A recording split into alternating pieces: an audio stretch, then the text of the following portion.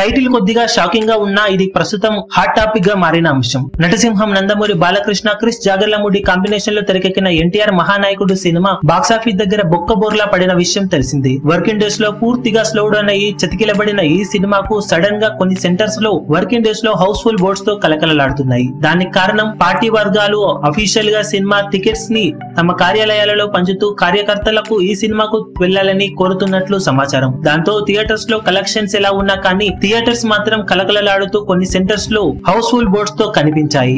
రెండు తెలుగు రాష్ట్రాల్లో ఎక్కువగా ఆంధ్ర ఏరియాకు గాను ఈ పరిస్థితి నెలకొందని సమాచారం. దానికి కారణాలేంటో తెలియరాకపోయినా పార్టీ వర్గాల నుంచి అందుతున్న సమాచారం ప్రకారం ఇలాంటివి అఫీషియల్ గా జరగలేదని చెబుతున్నప్పటికీ ఓవరాల్ గా సినిమాకు లాంగ్ రన్ ఉండాలని ఇలాంటి పనులు చేస్తున్నారని తెలుస్తుంది.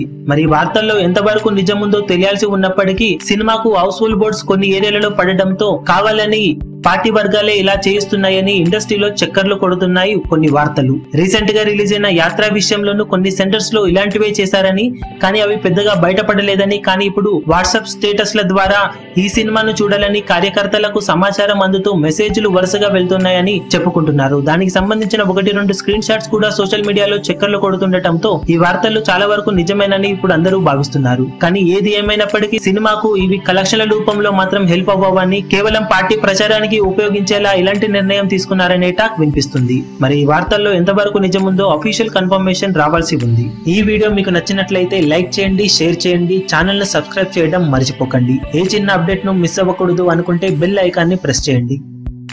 లేటెస్ట్ సినిమా అప్డేట్స్ కోసం, బాక్సాఫీస్ కలెక్షన్స్ రిపోర్ట్స్ కోసం మా అఫీషియల్ యూట్యూబ్ ఛానల్ ను సబ్స్క్రైబ్ చేసుకోండి. ఏ చిన్న అప్డేట్ ను మిస్ అవ్వకూడదు అనుకుంటే బెల్ ఐకాన్ ని ప్రెస్ చేయండి.